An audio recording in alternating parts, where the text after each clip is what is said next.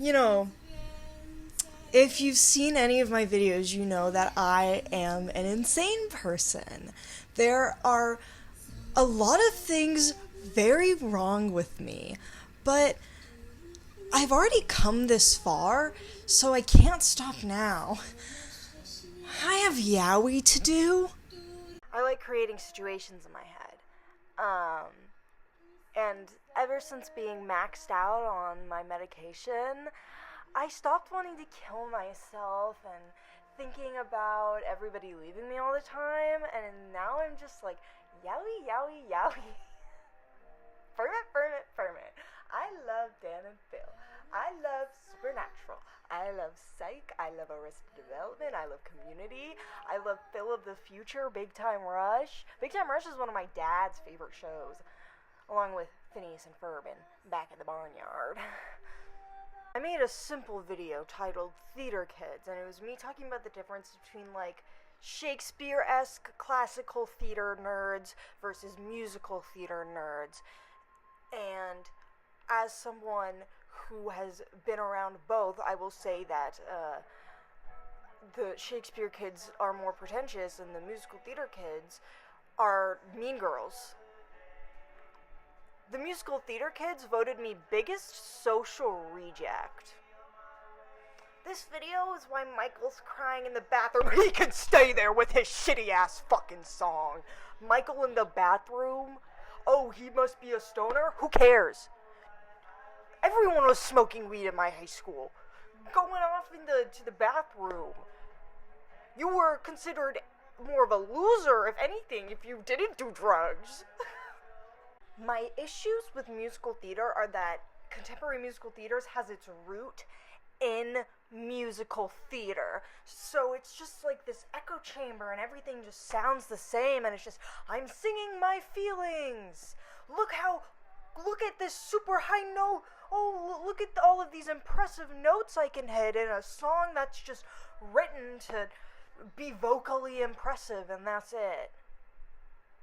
It's about attention, about showstoppers, rather than just making art.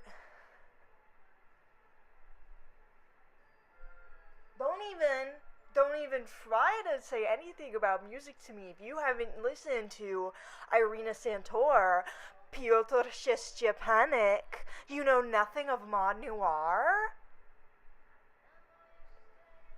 Post-graduation, my friend told me how when she was she was a year younger than me, minding her business, and then those choir boys, theater boys were talking, and I show up on one of them's, like, Instagram, and they just turn and they go, you see this?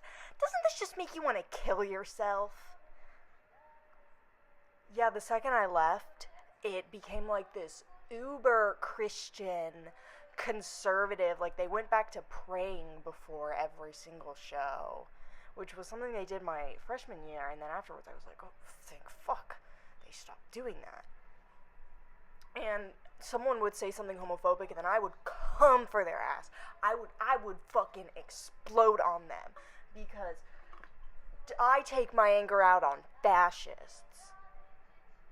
And they fucking deserved it, and then they shut their goddamn mouths. There was this kid with shitty Spotify music. If anybody from my high school watches this, they're gonna know exactly who the fuck I'm talking about. I fucking hate that guy. His music is it was shitty. 14 being like, I'm gonna pick you up in the back of my truck. You don't even have a license. Started out being super homophobic, would make my had like an edgy, like, my pronouns are pop and tart in his Instagram bio, and this was 2019. This was pre-COVID. People were still making fucking attack helicopter jokes like it was nothing. Fucking the neo-Nazis, they just weren't even hiding. But then COVID happened. People got mad at him for having a Blue Lives Matter flag up on the first day of online school. The thing is,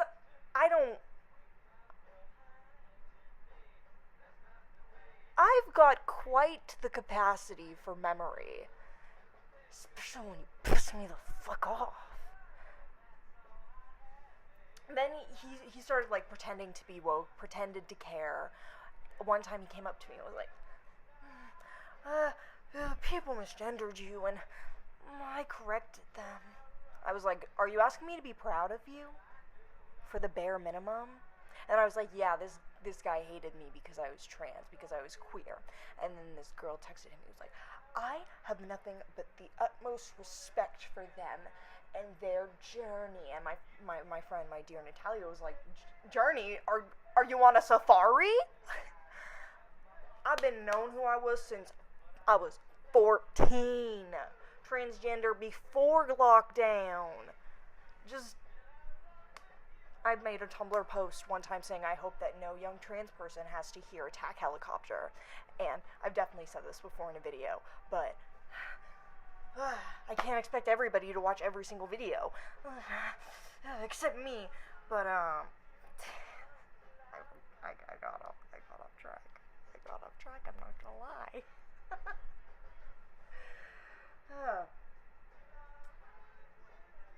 Bare minimum.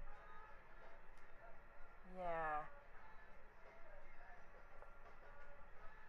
Did not like that guy. For senior superlatives in choir, the one that I wrote down got chosen for him, which was most likely to become a frat guy, and he thought it was a compliment. I got most likely to collect pea pie.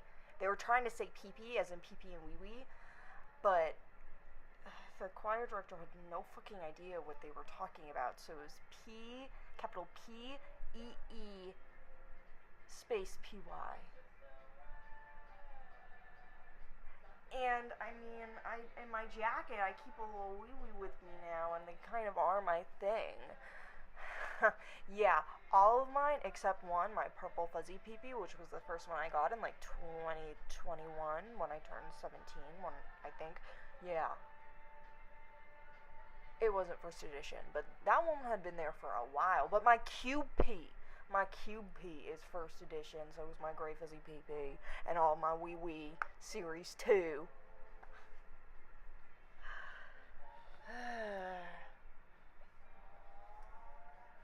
Videos like that are why Michael was in the bathroom. I talked about theater for like 3 minutes, and then I started talking about Jive and Farscape. You doit. You dumbass. Do you think I ain't gonna defend myself? This is my goddamn YouTube channel. I can make you look like a damn fool.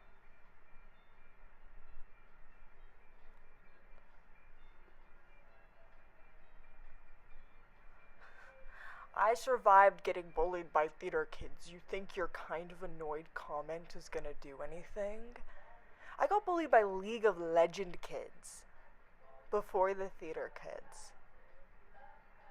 Because I was a social justice warrior telling them not to say slurs. So they would make fun of literally anything I did.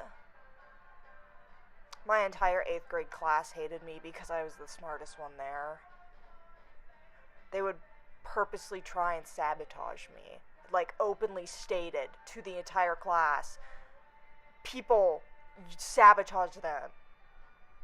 And I was like, what the hell? You guys are mad at me because I'm better than you. And they were like, we didn't fucking say that. Then why are you trying to fucking sabotage me? Because you couldn't do it yourself. But all of these bitches, they're gonna be so...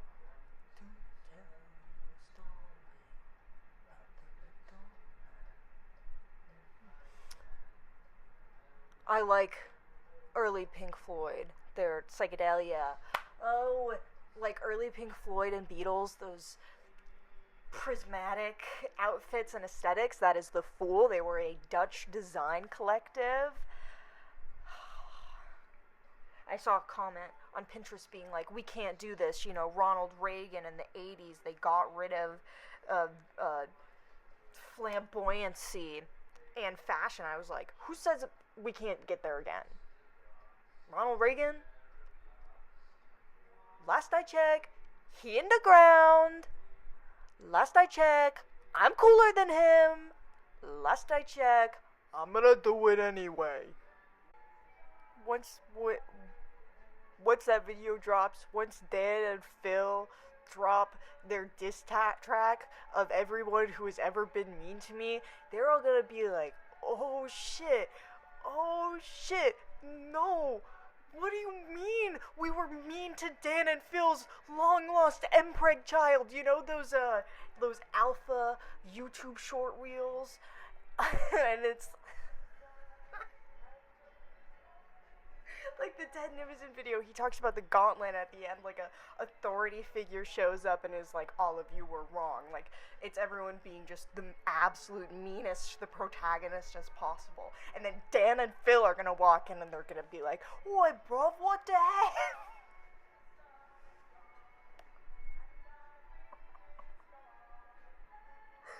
Oi bruv. I made a Tumblr post about this. When I was in high school, anytime an American would like make a joke to a British person, be like, oh, beans on toast, they'd be like, oi mate, what's it like getting shot up every day? What's it like going to school? What's it like? The pumped up cakes? And even the most American hating American will be like, the fuck you saying, Brit? Caw! We won, motherfucker. That's how I feel. That's how I feel when Dan and Phil come for how we say herb. I hate the way Americans say herb. Well, okay, British. You guys stole more than half of everything, and then just Englishfied it, changed the pronunciation, and then you're gonna say the entire rest of the world is wrong? We didn't only get colonized by the British, they were French. And guess what? The French don't pronounce huh.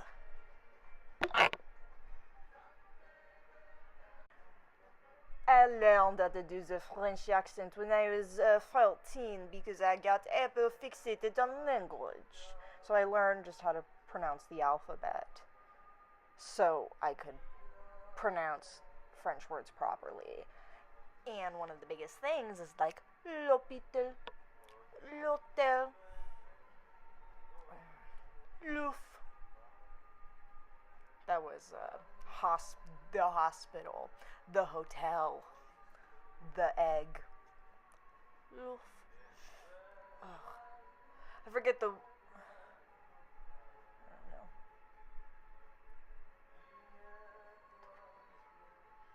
The Polish word for egg is up here somewhere. Jajko. Jajko. I like Polish takes away the articles that you get in English, like all of these the, blah blah blah. It's just mij. Chleb. Mouse and bread. Instead of a mouse, the bread. So I like playing around with it and fucking with the grammar to make it as simplistic as possible, and even a little hard, like to where it looks kind of incoherent and it's improper grammar in the way that I'll post in improper grammar in English. Everybody has to have trouble trying to understand what I'm saying, not just the English speakers, everyone. I got these at the Tellus Museum. This is selenite and this is an agate apple. The Tellus Museum is this natural science museum in Georgia, and my astronomy class went on a field trip there.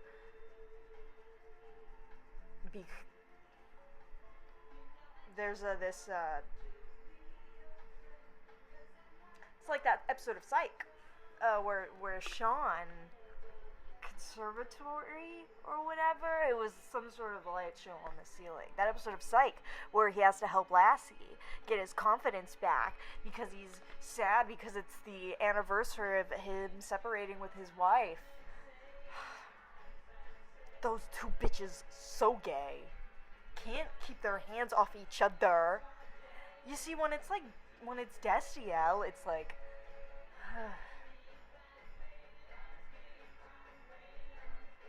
My Bloody Valentine. But with Sean and Lassie, like, they just fucking manhandle each other. Like, Sean is always sitting his ass on Lassie's lap saying, chicks dig the sternum bush. You have to show some chest hair. Okay, Carlton. Sean Spencer. I was watching Gallant. A lot of it is fun. Really love the monks. Weird Al, of course. But some of the humor, ooh, it's corny. It is corny. They make your mama jokes. in Gallivant. Yes, there was an episode with John Stamos specifically where he kept going, your mama, and he was like, it's 12:56. Can't we leave your mama jokes in the past? And he's just like, your mama. And then she's getting him drunk, and she's going up and open wide, and then looks to the camera and says, that's what your mama said last night. And I was just like, oh my god. Oh, what year did that come out? It was 2015. Yep, that's what I was thinking. 2015, 2016. Oh.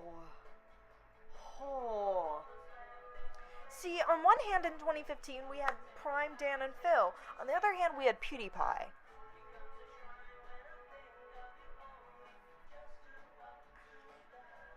The motherfuckers who gave PewDiePie slack are the same people who gave Jay slack. Like, that guy was literally mocking the Black Lives Matter movement as it was happening. Like, I saw them clips with my own eyes when I still used Twitter when I was 16 in like 2021, and I was like, what the hell? Like, I didn't even like this guy. And then there were so many people who were just like, oh, but it's my hyperfixation. I can't de-hyperfixate. Yes, you can. Shouldn't this person being fucking racist kind of take the joy out of it for you? Or is it that you just don't care? PewDiePie looks like a Nazi. Jay Schlatt looks like a Confederate soldier. Or whatever.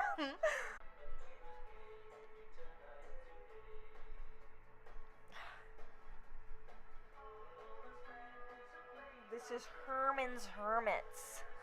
I have no idea how many people listen to my music, but I don't think it's a whole lot. When I did my lesbian Halloween story, and I was like, Graham Nash from Crosby, Stills, and Nash. Crickets. But the next day, there was old men in the audience, and they got a hoot out of it. When I said Timothy Leary, they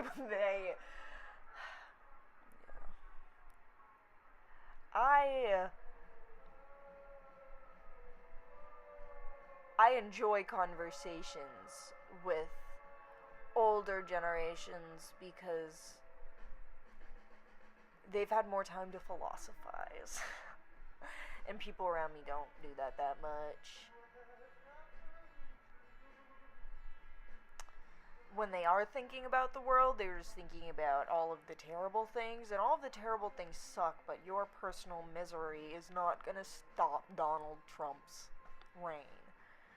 The only thing that will is your hope. So then we can fight back against the fascist machine. I was bullied a lot, but people couldn't outright hate crime me, because if they hate crimed me, then that would get my director to be like, okay, you stop this bullshit if it got bad. But for the most part, it was they kept doing a bunch of little things, a bunch of things that an older person isn't even going to understand what it's doing, and then they're just going to keep making me more and more volatile until I overreact at something, and then they use that to completely discredit me, and then just turn people against me, and then I'm not allowed to be upset about it because I am causing problems.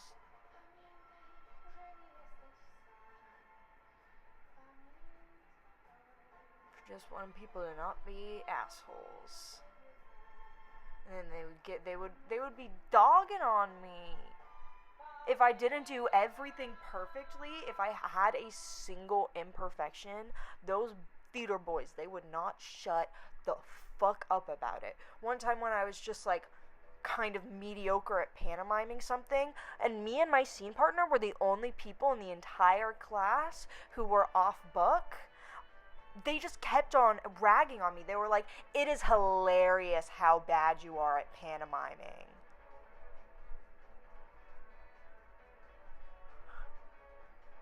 So fucking disrespectful. When we did Spam-A-Lot, and I was cast as Tim the Enchanter, and the French Chanter. And let me tell you this, I hadn't even learned a Scottish accent before starting the show.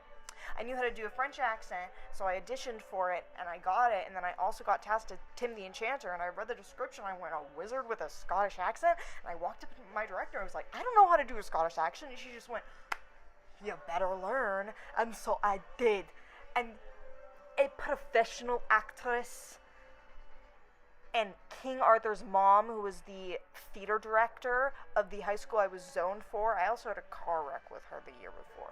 But she told me it was the best role I ever did. And I was like, tell that to Arthur. And he was speechless.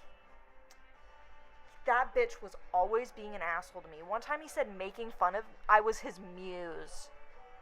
Making jokes about me. Making me the butt of the joke. And the thing is, he was a person who was the butt of so many jokes. And when I would say, hey, this guy's being an asshole to me, people would be like, he's just self-conscious because he's made the butt of jokes. Oh, so that gives him the right to fucking bully me? To be a part of that? No, I don't give a fuck. And all of those people who fucking told me I was overreacting and didn't stand up for me, I also don't like you. It's not that hard to not be an asshole. It's not that hard when someone is just being objectively evil to you just go, don't stop. I was never the lead, but I was always the weirdo. There's always a character that literally no other person besides me could have played and would have actually put the energy into it. When we did Frozen and I got Sven and some other kid got Olaf, he ran up to me and went, I won, I beat you. And I was like, first of all, ain't nobody gonna be able to play that reindeer like me, and ain't nobody was able to. Afterwards, my director was like, you have a hidden talent for puppetry. And I was always everybody's dad's favorite. I was hilarious. I was a riot. I played Sherlock Holmes for a student directed. I would say that's when I was one of my most prominent roles. As in, I fucking killed it. It was not just Sherlock Holmes, but Sherlock Holmes in the story, he gets this, box in the mail, and it turns out to be like poisoned, and he's like, Watson, come here, and he's talking about clams. How'd you know I would not fire? Because you're a terrible shot. So I had all this sickly dying makeup, and then I did this monologue at the end. And that same semester, I had wrote and directed a play, and I put it on, and those theater guys afterwards, they went, I'm surprised. That was amazing. So you expected me to put out dog shit.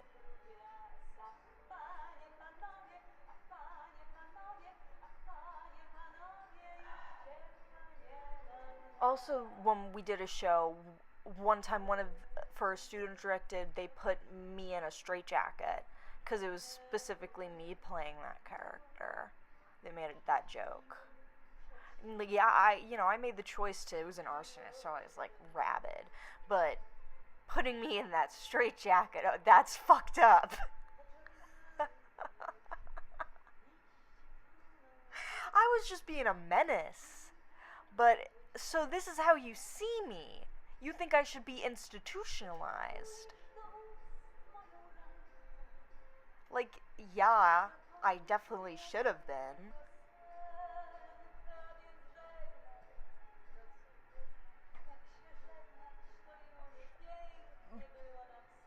But no. No. That's fucked up. You're weird. I don't like you. Mm-mm. Damn, Phil, you hearing this shit? Phil. Let's show these bitches that they're a bunch of pieces of shit. And then world peace. And then world peace. Always world peace.